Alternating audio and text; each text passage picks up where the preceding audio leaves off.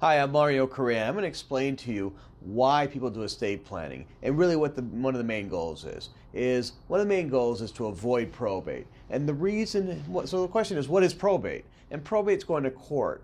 Now, what that means going to court, it probably means several consequences. When you go to court, the first thing is your probate court, you have to notify all your creditors.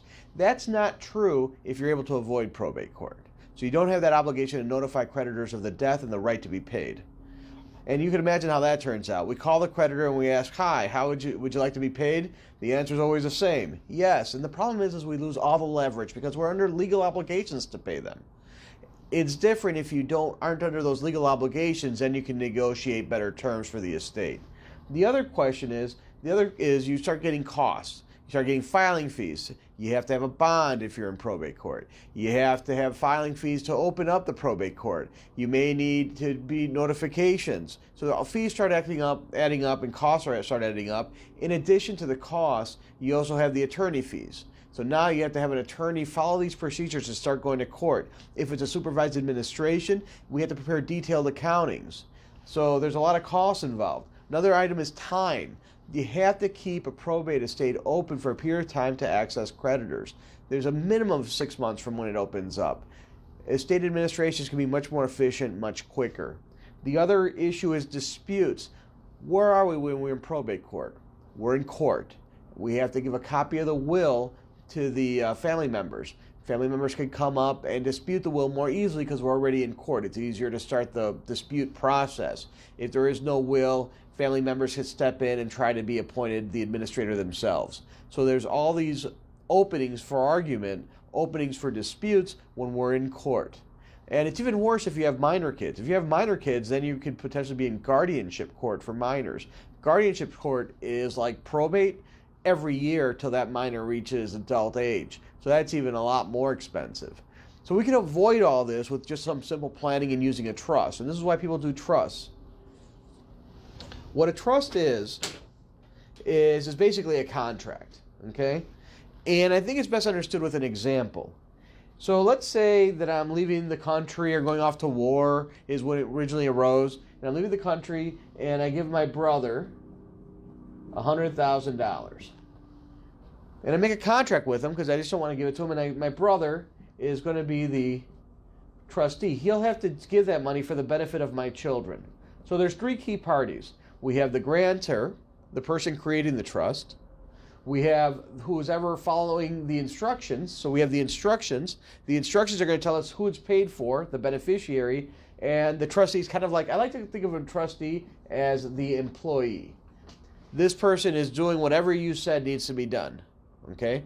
So how does this contract help us avoid probate? Well, let's go over here and look at your assets. So let's say you have a bank account, a house, and a car. Okay?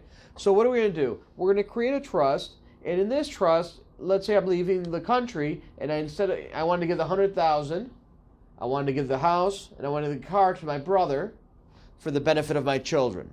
What do I have to do? Well, I have to retitle or change the ownership of those assets. So how do I change the ownership of my bank account? Well, I go to the bank and I open up a new account. And when I open up an account, there's a document called a deposit agreement. That's actually the form when you're in the bank and you've ever opened up a checking account or savings account. You ever notice how they have you sit down and they type in something on the computer and have you sign to some digital signature at the end? Well, that form that you're signing is what's called the deposit agreement. It's actually a piece of paper, or theoretically a piece of paper. And on that, it probably has your name, so it'll be you. And what we're going to do is we're going to change it from you to the you trust. So we're going to make it a trust now. So now the trust owns it because we look at the piece of paper, we say who's the owner. If it identifies this contract, or what's also referred to as trust, then the trust will be the owner of that account. So let's talk about another document, a deed. How do we know who owns the house? Like I said, we look at the deed. And we literally read a piece of this took a long time for me to really appreciate, and I hope you appreciate out there, is every asset just about every asset has a piece of paper that identifies the owner. Whether that piece of paper is real or virtual in our modern society, there's a piece of paper, a documentation saying who the owner is. And on that deed, if you look at your deed, it might say you right now, right?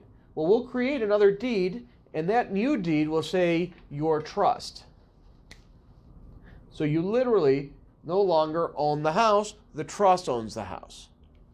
With the car, we can do the same thing.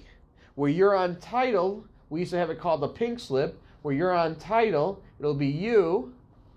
Now we'll change it to your trust. Now here's where the magic happens.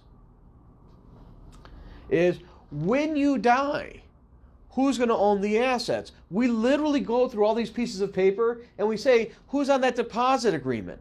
And if it's your trust, then it's not counted in your estate. It's like an alter ego. It's like a corporation. It's like you don't own it. Your trust owns it. The house. Who owns the house? Did the person who died own it, or did the trust own it? If the person who died owned it, we're in court. We're in probate court. If the trust owned it, then the trust never died. While you die as an individual creating the trust, your trust never dies. So the trust owns it. We avoid going to court because we don't need to go to court to resolve this issue since the decedent was not the owner. Car, the same issue. Was the decedent the owner? And if you're the decedent and it was owning your trust, then you were not the owner. So what we've done is basically say you have no assets because you've transferred everything into the trust. Here's the magic. And now clients will ask a really good question. Well, if I transfer the assets into my trust, then am I losing control? And the answer is absolutely not. Not when you're dealing with a living trust. Because what you'll do in your trust, and the first term you're going to put in your trust is, I can revoke or amend. So that's the first term I'm going to put. I'm going to put, I get to change this whenever I want. So I'm creating a trust that I get to change whenever I want. And I'm not going to name my brother the first trustee. First, I'm going to name me as the first trustee. Then, second, I can name my brother. I'm not going to give the assets to the kids until I pass away. So I'll say first, the beneficiary is me. If I'm married, I'll put me and my spouse. Second will be the children. So here is a document where I created it. I get to run it. I'm the only employee, and I get to run it for my benefit. So what have I lost economically? Nothing. I control everything. I control everything while I'm alive. I die. The law says it was not technically my asset. It was the trust asset. So we're not in probate court. And my trust terms start reading like a will. It might say give it to my kids in equal shares. If I'm married, it might say give it to my spouse. Or it might say give half to my spouse, half to my kids.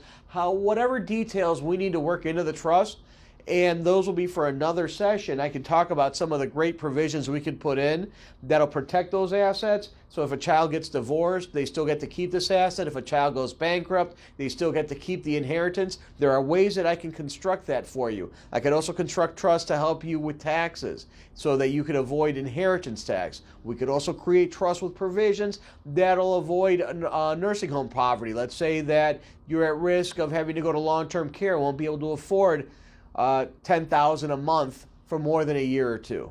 There are ways that we can make gifts where we're using trusts, and those trusts you would still qualify for government benefits a little sooner, so we can protect those assets and protect that inheritance. But those conversations are beyond the scope of this conversation. What happens is, this is the big issue, and here's where a lot of clients get it wrong when they're dealing with their attorneys, is everyone can write this piece of paper. Drafting the trust is an easy process. Basically, if you have experience in this and you draft the trust and you're working with an experienced attorney, they can draft the trust. But that's only half the battle. The other half the battle is what's called funding. And that's going to all these individual assets. Everyone's assets profile are different, and changing those assets so that they're in the name of the trust when you die. And our firm dedicates itself to helping clients resolve this second part of the equation. We have paralegals dedicated to helping you fund these trusts.